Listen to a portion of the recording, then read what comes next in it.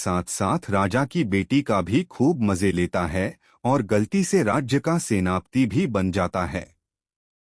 कहानी की शुरुआत जमाल वॉकर नाम के आदमी को दिखाते हुए होती है, जो लॉस एंजल्स के साउथ सेंट्रल में रहता है और मेडिवल वर्ल्ड नाम के एक थीम पार्क में काम करता है। एक दिन उसे पता चलता है कि कैसल वर्ल्ड नाम का एक नया थीम पार्क 2 हफ्ते में खुलने वाला है। मेडिवल वर्ल्ड की मालिक मिसेस बॉस्टिक नए थीम पार्क से मुकाबला करना चाहती है, लेकिन जमाल उसे कहता है कि वह अपनी प्रॉपर्टी बेच दे और मियामी में रिटायर हो जाए। बॉस्टिक जमाल से निराश हो जाती है क्योंकि उसकी बात से उसकी सारी उम्मीदें टूट गई। जब जमाल एंट्रेंस पर एक खाई साफ कर रहा होता है तो वह अपने कोवर्कर अर्नी को कहता है कि वह दोनों कैसल वर्ल्ड में अप्लाई करें। खेलक में उन्हें पानी में एक मेडलियन दिखता है।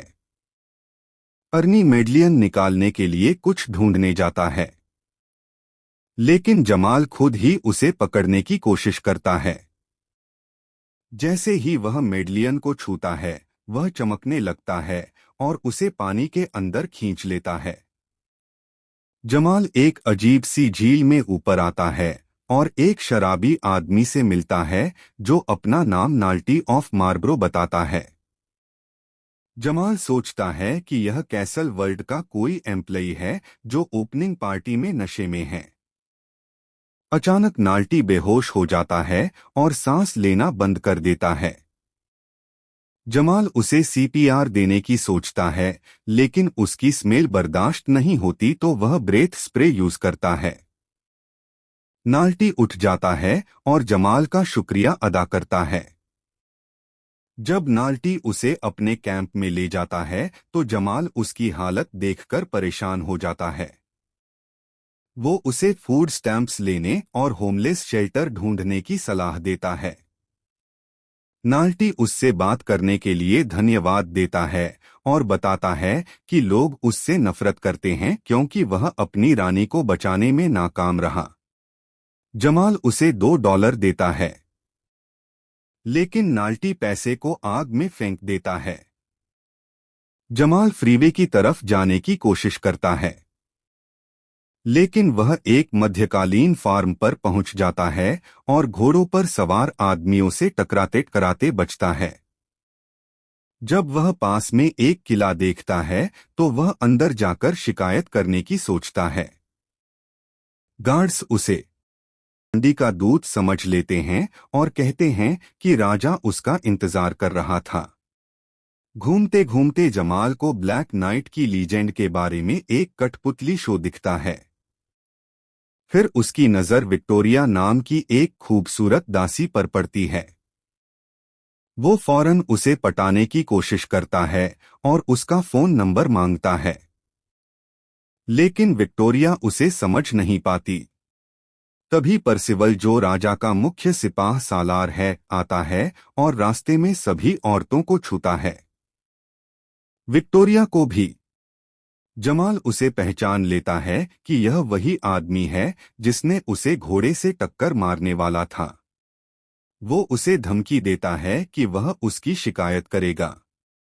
परसिवल अपनी तलवार निकालता है और उसे जमाल की तरफ तान देता है, लेकिन जमाल हंसता है क्योंकि वह सोचता है कि हथियार नकली है।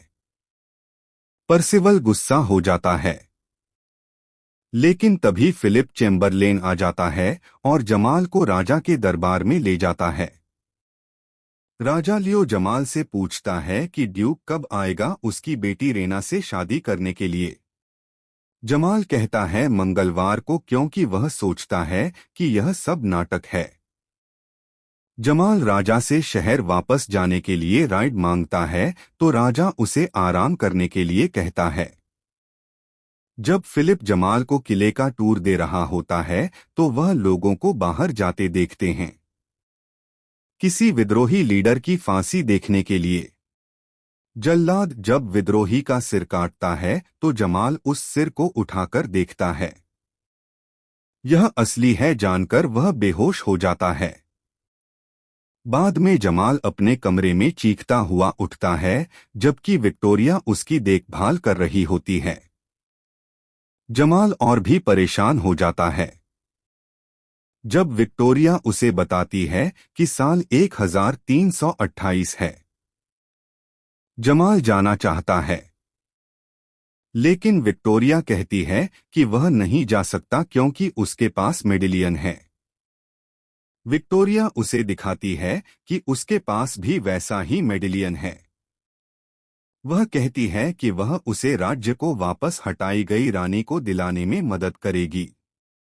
लियो को मारकर विक्टोरिया उसे खिड़की से बाहर दिखाती है, जहां कटे हुए सिर खंभों पर टंगे हैं। वो कहती है कि यह लियो उन लोगों के साथ करता है जो उसका विरोध करते हैं। जमाल किले से भागने की कोशिश करता है, लेकिन फिलिप आ जाता है और कहता है कि समझ जाता है कि वह उस पर नहीं बैठ पाएगा। इसलिए वह कहता है कि वो एक कोर्ट जेस्टर भी है।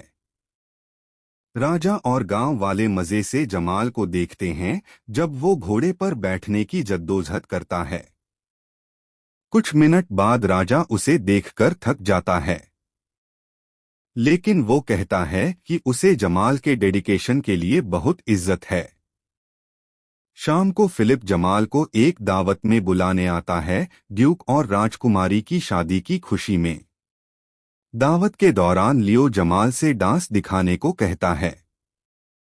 मध्यकालीन संगीत पर डांस करने में फेल होने के बाद जमाल कोर्ट के संगीतकारों को मॉडर्न बीट्स बजाने को कहता है और मेहमानों को अपने साथ डांस करने के लिए उकसाता है। जब सब डांस का मजा ले रहे होते हैं तो विक्टोरिया दो नौकरों को इशारा करती है। वो रोटी के साथ एक प्लेट लेकर जाते हैं। लियो जब डांस में व्यस्त होता है तभी रेजिना अचानक जमाल को पकड़ती है और किस करती है। परसिवल उन्हें किस करते देख लेता है और जमाल को मारने की धमकी देता है। जमाल बालकनी में भागता है, लेकिन परसिवल उसके पीछे आ जाता है। इसी बीच दो नौकर राजा के पास पहुंचते हैं। जैसे ही वह लियो के पास पहुंचते हैं, वो रोटी में छुपे चाकू निकालते हैं। जब वो लियो को छुरा मारने वाले होते हैं, तभी जमाल बालकनी से गिरता है और एक लटके हुए पर्दे पर झूलता है। वो राजा को किक मारकर रास्ते से हटा देता है और दोनों हत्यारों को राजा को मारने से बचाता है। गार्ड्स फौरन हत्यारों को पकड़ लेते हैं। लियो परसिवल को फटकारता है कि वह उसे बचाने में नाकाम रहा।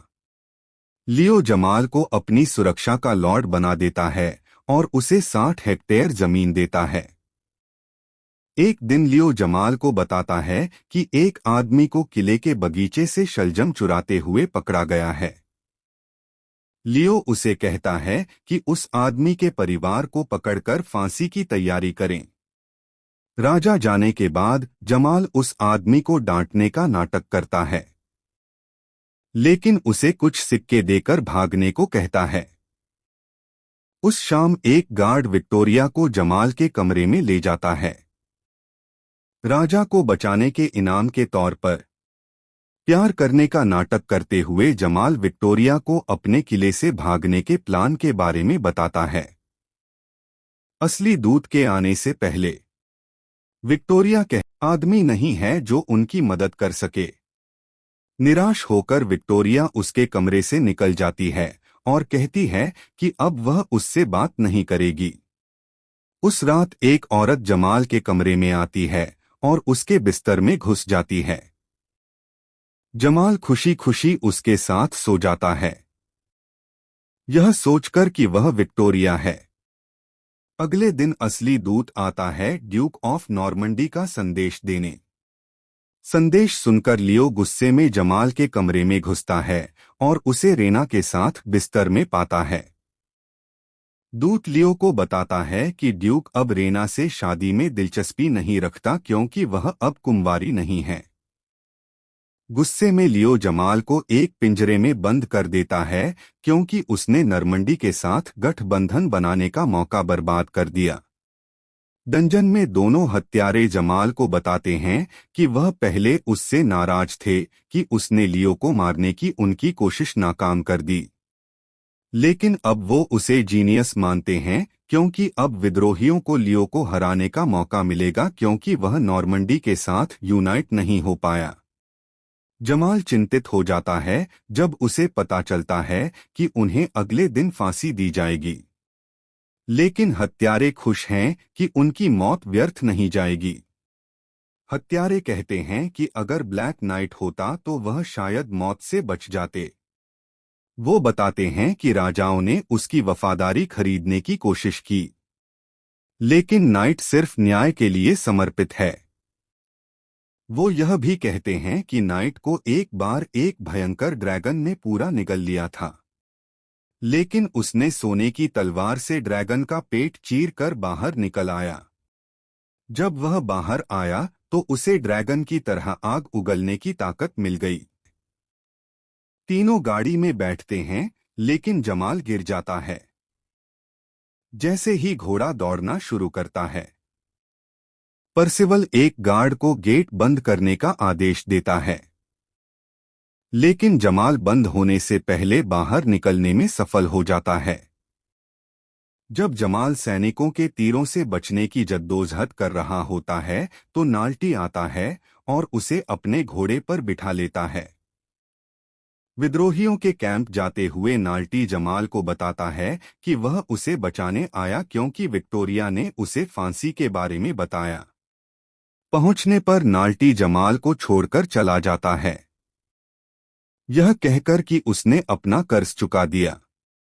बाद में विक्टोरिया जमाल को बताती है कि उसने उन्हें फांसी से बचाने का प्लान बनाया था, लेकिन उसे विद्रोहियों को यह बताना पड़ा कि उसने यह प्लान एक महान योद्धा से सुना है ताकि वह उसकी बात सुने।